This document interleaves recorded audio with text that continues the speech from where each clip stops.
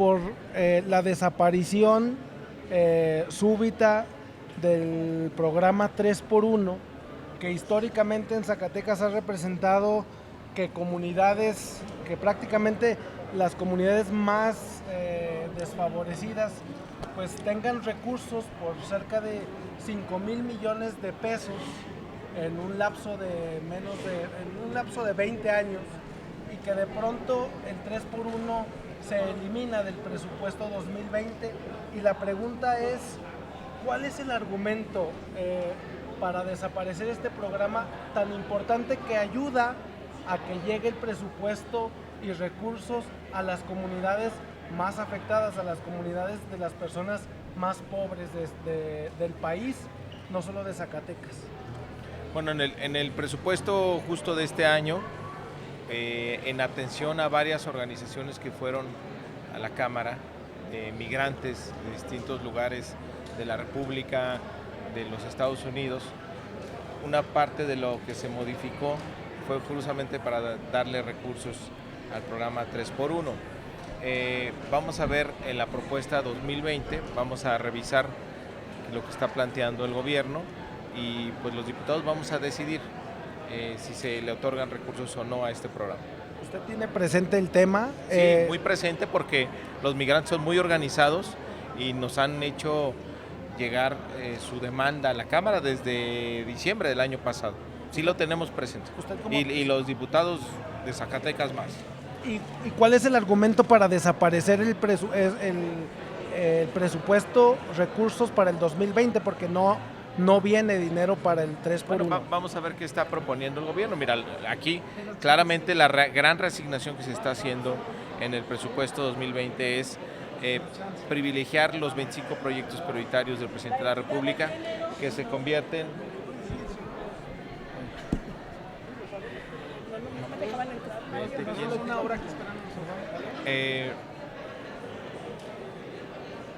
la prioridad en el presupuesto 2020 son los programas sociales, los 25 proyectos prioritarios que impulsa el presidente de la República. Entonces hay reasignaciones importantes del presupuesto. ¿Por qué se tiene que hacer esto? Porque también se está cumpliendo el compromiso de no aumentar impuestos, de no incrementar la deuda, de no incrementar el precio de los energéticos, y todos los recursos adicionales que se están teniendo vienen de recortes al gasto que no es importante, al gasto que no es productivo, que financia excesos, privilegios, abusos, frivolidades, y es el resultado de la austeridad republicana. Entonces sí hay una reorientación de recursos. Vamos a analizar el programa de 3x1 y vamos a ver finalmente cómo queda. Pero el programa 3x1 está lejos de esas frivolidades que usted menciona. No, claro, bueno, obviamente, nada que ver. Oye, diputado, una pregunta ya en el ámbito del partido político. Tú tienes unas claras intenciones de ser el nuevo dirigente del partido político. Por estatutos están prohibidas las tribus, las corrientes al interior del partido. Parece que Morena se está perredizando. En Zacatecas hay una casta, hay una familia que ha pues impuesto muchas candidaturas en el proceso electivo pasado.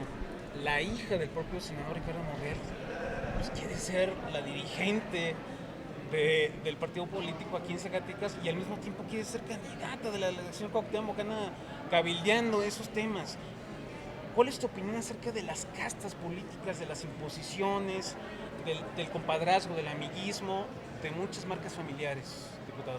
Yo lo que te puedo decir es que en Morena, en estos momentos tan importantes para el país, que estamos viviendo un periodo estelar en la historia de México por la transformación que encabeza el presidente, debemos ser muy conscientes que se deben poner por delante siempre los principios y los valores y el proyecto de la Cuarta Transformación. Si no es los cargos, no es los nombramientos, tiene que ver con la lucha, tiene que ver con la transformación. Y efectivamente, como tú lo dices, en Morena están prohibidos los grupos, están prohibidos las tribus. Por el contrario, Morena tiene que seguir creciendo, Morena tiene que ir por nuevos espacios y al mismo tiempo tiene que fortalecer sus principios y sus valores. ¿Tú pugnarías, en dado caso que seas el nuevo presidente de Morena, por no privilegiar marcas familiares, marcas políticas en las entidades federativas? La regla que debe prevalecer en Morena, como nos lo ha enseñado hoy presidente de la República, es la democracia. La lucha histórica de Andrés Manuel López Obrador es hacer de nuestro país una auténtica democracia. Nosotros, como militantes de Morena, tenemos que ser los primeros en honrar esa convicción. Y en toda la acción hacia el interior del partido deben ser procesos abiertos, democráticos, transparentes, sin excluir a nadie, con padrones públicos, que haya debate y que surjan los mejores liderazgos. Y utilizar como lo ha hecho como lo ha sugerido el presidente de la República, también en los casos que sea conveniente, las encuestas, y eso garantiza piso parejo, garantiza o te ahorra muchos problemas. Mario, en ese sentido del presupuesto, Mario, ¿qué va a pasar en Zacatecas? Porque depende mucho del presupuesto el tema del campo. ¿Y qué va a pasar con Segalmex? Fue un error, fue un fracaso Segalmex en la compra del frijol en Zacatecas. Híjole, no tengo tanto detalle de lo que pasa en Zacatecas. Lo que sí te puedo decir a nivel global, que las entidades federativas van a tener más recursos. ¿Por qué? Porque este año tuvieron el mayor aumento en los últimos 15 años. Creció en 9% en términos reales el concepto de participaciones y aportaciones federales. Entonces, obviamente, para el año que entra es difícil sostener ese brinco, ¿no? Entonces, medido lo que se proyectó este año con lo que van a tener en el 2020, parece que hay una reducción de 1% en términos reales. Pero si lo comparamos contra lo que efectivamente van a tener los estados en diciembre del 2019, es decir, cuando haces ya el corte de caja de todo el 2019, sí hay recursos adicionales en el 2020. Ahora, aquí seguimos hablando de un país donde los estados dependen en un 90% de las transferencias federales. Hay muy pocos esfuerzos de los gobiernos locales para recaudar más o para llevar medidas de austeridad como lo está haciendo el gobierno de la República, apretarse el cinturón para que puedan destinarse y liberarse recursos como lo hace el gobierno federal, ya sea programas sociales o proyectos de infraestructura.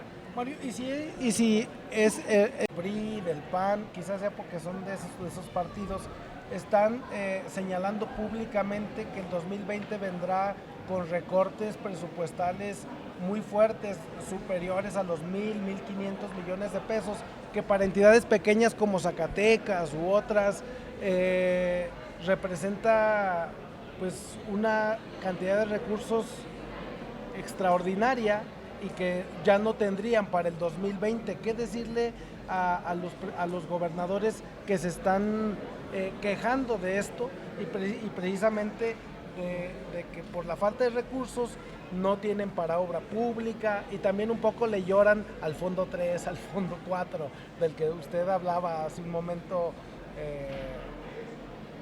que era como un nido de corrupción, esos fondos, ¿no? Mira, si no se maneja con transparencia y si no se combate la corrupción, no hay recursos que alcancen. Entonces ya es tiempo que los gobiernos estatales empiecen a aplicar la austeridad republicana, porque si no, no hay dinero que les alcance. Y también, pues sí, hay muchos viudos del ramo 23 que van llorando los famosos etiquetados, que también eran una fuente de corrupción. ¿Qué está propiciando el gobierno de Andrés Manuel? Que crezcan los recursos a los estados, no por la vía discrecional del ramo 23, sino por la vía de la certidumbre de lo que dice la ley de coordinación fiscal, es decir, vía participaciones y aportaciones. Entonces, ¿qué ha pasado siempre? ¿No? En el pasado, pues los estados dicen, a ver, lo que caiga en participaciones y participaciones ya está descontado. Entonces volteaban y pedían más para sus proyectos de infraestructura. Tiene que cambiar el proceso de planeación. Ya tienes tú que al recibir más recursos vía participaciones y aportaciones, pues no lo tienes que dar por descontado y salir a buscar más recursos para la infraestructura. Eso tienes que utilizarlos mejor y parte de esos recursos tienen que financiar la obra que te hace falta. Sí tiene que cambiar el manejo de las finanzas en los estados, porque no queremos que vaya ya otra vez por la vía discrecional. ¿Sabes qué? Porque era muy injusto. Había gobiernos que les iba muy bien, municipios muy bien, pero la gran mayoría mal. ¿Cuál era la regla que decidía a quién le iban bien y a quién mal? Pues la capacidad de corrupción que se tenía. Entonces eso se tiene que terminar. Por eso, mientras Morena tenga mayoría en la Cámara, no va a haber integrados en ramo 23. En otras palabras, no va a haber ¿Y cuál va a mochos. ser la regla? Porque todavía los gobernadores estiman que no hay reglas claras para definir porque a unos se les da más y a otros menos. ¿Cuál va a ser la regla para la equidad en el reparto de recursos públicos a las entidades? La regla es conocida, se llama Ley de Coordinación Fiscal. Diputado, ¿qué se va a pasar con la estafa maestra? ¿Perdón?